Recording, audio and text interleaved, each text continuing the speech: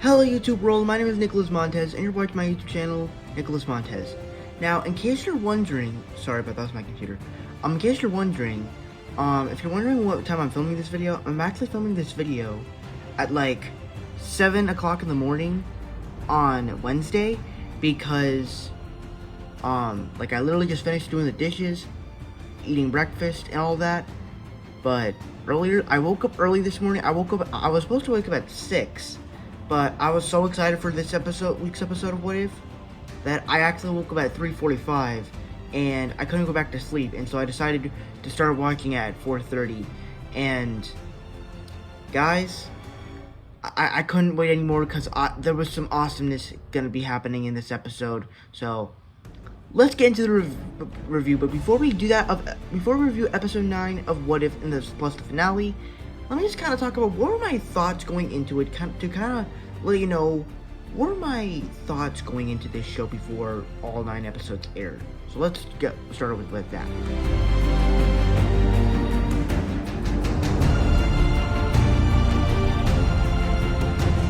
Okay, so my thoughts for this show going into it was that every episode was going to be different. For some reason, I feel like that whenever I watch, like, every time I watch a Marvel episode, whether it's live action or it's What If, I feel like that they're always doing something clever with it. They're always finding some way, except the Thor episode. That one was probably the least clever, because it's just a scenario that I just never really found interesting. But then you go into the other episodes, and they just find ways to do clever things with it. And I also really love the concept of making the multiverse bigger, and the way it's actually going to continue with characters like Captain Carter in Doctor Strange 2, the monster from the Captain Carter episode in Doctor Strange 2. So there's just a lot of things I'm very excited to see in future films and future multiverse projects.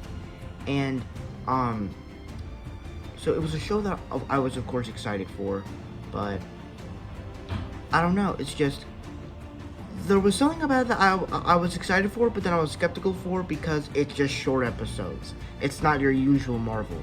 But yeah, that's kind of my thoughts while we're going into it. But now let's start talking about the episode.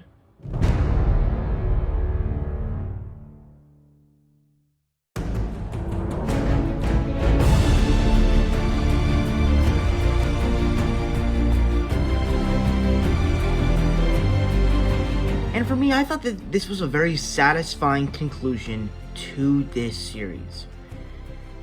Let's just kind of start off where it starts off. So, it pretty much starts off with the Watcher going from every universe where it leaves off of that universe that we last saw them in, and he's picking them up.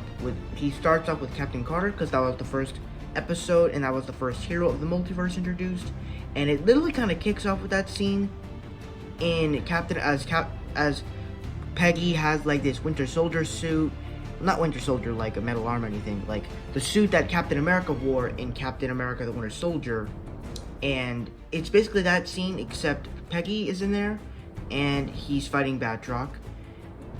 Watcher obviously gets her. Then you go to the T'Challa as Star-Lord universe, where Dairy Queen is being invaded by these ships, and Ego is trying to turn Peter Quill into the Celestial, but it's not working. T'Challa rescues him. Then you go to not the Doctor Strange universe, because obviously that's destroyed. You go to the Killmonger universe. Oh no, wait.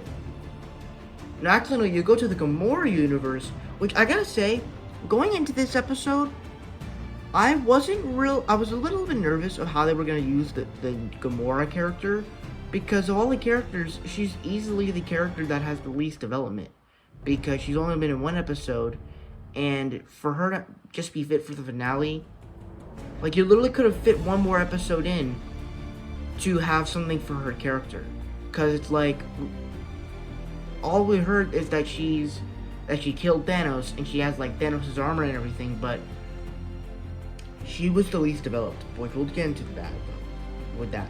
And then we see her with Eitri and Tony Stark in this metal armor suit. He gets her. Then he goes to the Killmonger universe, gets him. And then he goes to the Thor universe, which honestly, Thor was a pretty funny character in this episode, where he can be heroic, but it's like Chris Hemsworth just played a very funny performance, where Thor was just not listening to the Watcher, and he just kept fighting, and then when he picked him up, he was like a little screaming. It's like it was so funny in the way it was, like, you have been chosen, like that was so funny. And then also, as this is an MCU something, and the MCU's all about bringing characters together, the way they brought all these characters together in this episode was absolutely fantastic. Each interaction is absolutely different. Like, the interactions between evil Doctor Strange and Supreme Strange and Captain Carter, I thought was pretty good, where their arcs kind of relate to the same thing, where the thing that happened to Doctor Strange was because of love, and the thing that happened to Captain Carter was because of love. And their little interactions saying that Doctor Strange's world, Captain America is that universe, and Steve Rogers took the serum, and Peggy's like, well, that would be a sight to see. Or just little interactions between T'Challa, Star-Lord, and Killmonger I thought was pretty good. Even little interactions with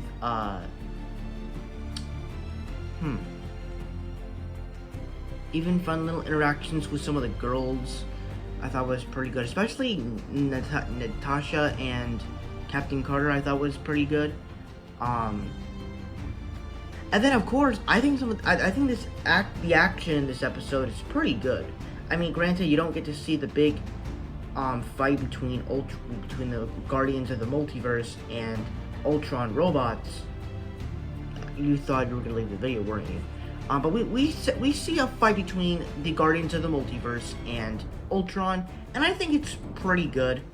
There's a lot of fighting in it, and also they try to introduce this plot line of the Stone Crusher, or the Stone Destroyer. I have a feeling they should do a what if scenario of what if Thanos used that instead of just, because Thanos, how could Thanos just destroy the stones like that? If you want, you'll need to use one of the stones to destroy the other, which means one of them will have to be there. But yeah, so they defeat Ultron. Killmonger almost gets it.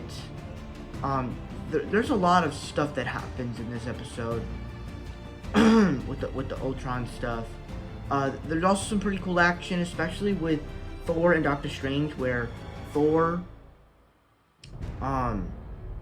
throws the hammer, and then Doctor Strange like literally expands it to multiple hammers. And I'm like, I didn't catch it the first time I watched it, but the second time I was like, oh, so that's what all that was. I thought it was like flying bats, flying birds or something, kind of like what happened in episode 5 of What If. So that I thought that was cool.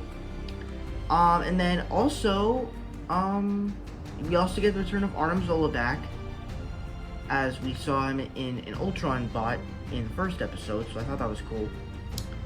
I thought that the way that everything was organized, Killmonger never really made sense of why he wanted to use the stones in the first place.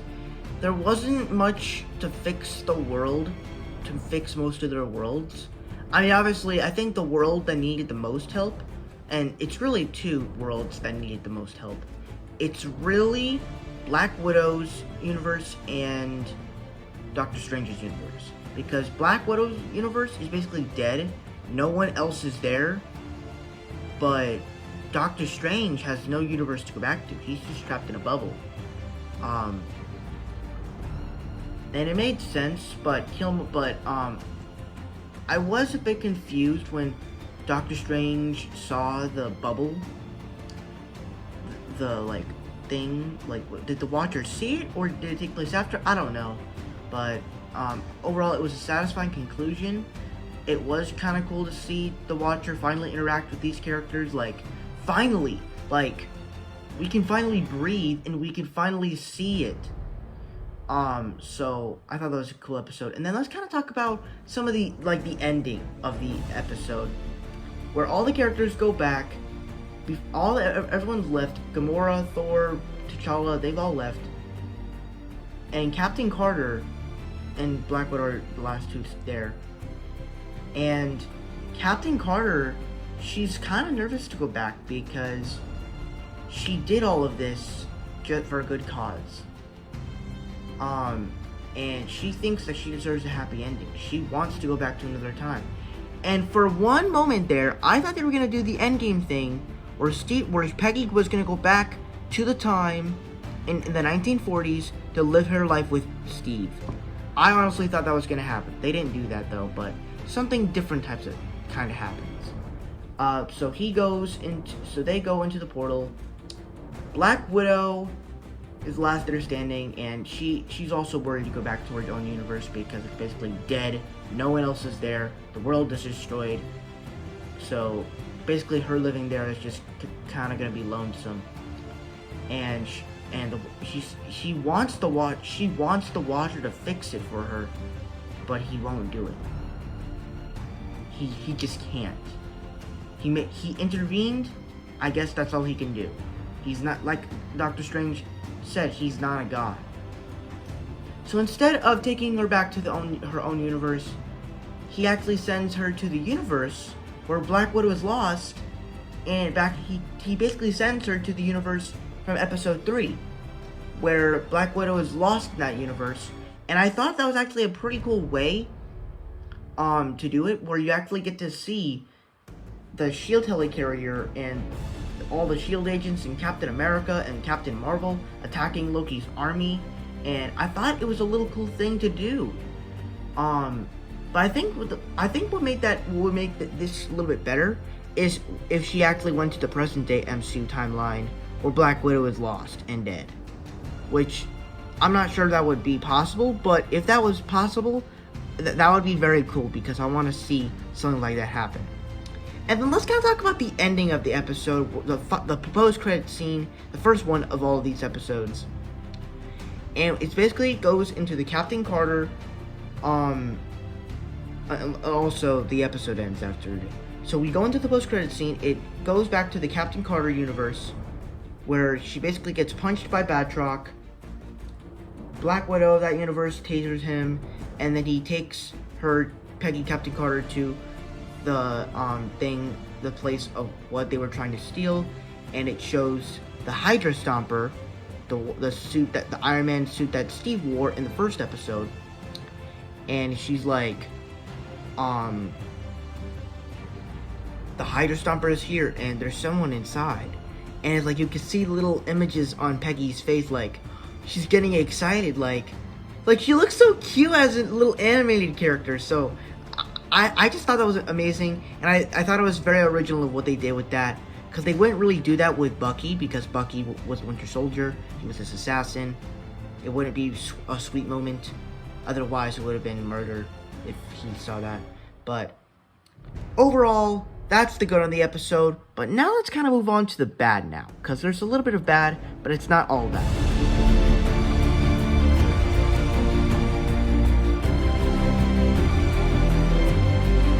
And some of my problems with this episode is that some parts just kind of felt predictable. Obviously, when they said that the Stone Crusher didn't work, I was like, this just feels so predictable, because there's got to be some other way to take the stones, and they just do it because they have to take the stones out of the body, and it just feels predictable for that. And then also that scene where Doctor Strange is holding the bubble of Ultron, of Killmonger's betrayal, it just feels kind of confusing a little bit. And so those are really just the 2 issues. That's it. This episode is one of the best episodes of What If, but definitely on par with the last week's episode as well as the first 2 episodes of What If. Overall, I thought this was a satisfying conclusion. Before I give my final score, be sure to turn down below. What were your thoughts on episode 9 of What If and the finale of What If? Did you guys love it? Did you guys hate it? Or right in between? Let me know all your thoughts down below in the comment section. With that said, let's get on my scores.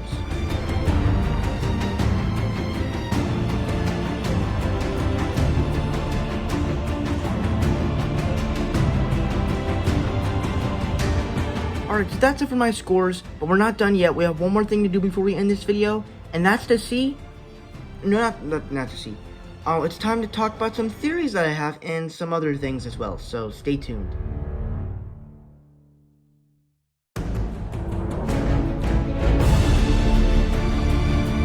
And really kind of my theories for Season 2 and future projects. Obviously, I'm not really sure at this point. I honestly almost had a theory that Evil Doctor Strange was going to be the character that was going to be in Spider-Man No Way Home. I'm not really sure if he is going to be. I'm not sure if it's Mephisto, but that was kind of my theory. Also, maybe if I heard Captain Carter is one of the heroes coming back in Season 2, and she's going to be in Doctor Strange 2.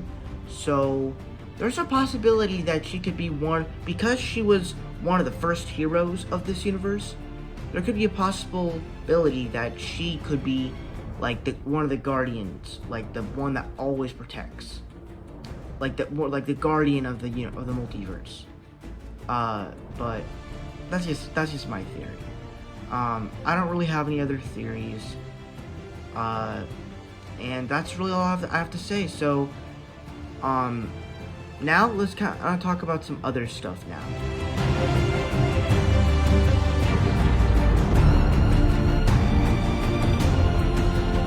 And now we can talk about my thoughts on the show after all 9 episodes. And I think that this whole show itself was very good. It did something very original of taking the MCU, changing it in very new directions, doing something clever with it, making some very new storylines, changing the characters, and doing something very incredible with it. And it's not just changing the universe and changing the storyline, but it also kind of does some originality where it does some type of new genres that the MCU has never explored before. Whether it's the zombie genre, whether it's a murder mystery, or even a party episode, or a tragedy. Like they explored some very cool like genres in here that I thought was really cool. And also, as it is an animated show, that's also another part of the originality of this show, and that it took something, it made it animated, and the animation was absolutely great. And so I thought that was a great part of the episode, of the whole show. But when you're talking about the story, I think that some of the pacing in some episodes, and some parts of the story, I felt like when you just made most of the episodes just its own story, and then just saved like the last part, sort of 3 episodes, the main story, it just felt kind of weak to me. And so I thought that was the weak part of the episode of the show. But overall, I thought this was one of the best MCU projects. Well, I mean, let's be honest, all the MCU Disney Plus shows have been great. Even Loki, and Falcon and Winter Soldier, and WandaVision, all of them have been really good. So I do like this show. It's not my top tier one, but it is a very good show that I definitely recommend if you're an MCU fan. So now let's kind of start talking about Season 2 and Hawkeye.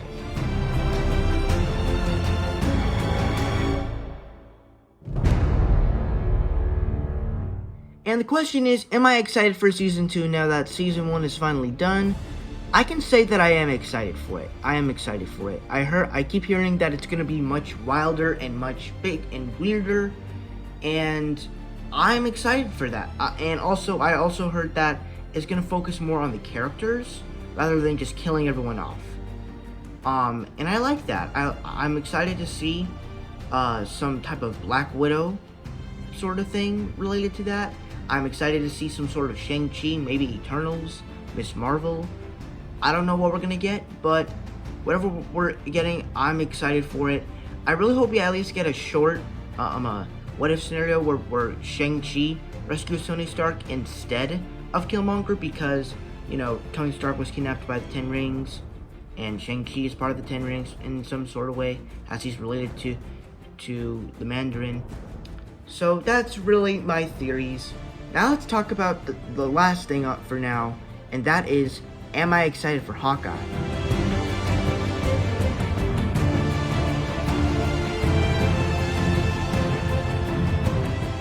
And am I excited for Hawkeye? As of this moment, very. And now that Hawkeye's over, I can finally, you know, rest with my excitement for Hawkeye. And, you know, just rest and wait for Hawkeye to come out. And when I was thinking about Hawkeye, I never really was thinking of what it could do.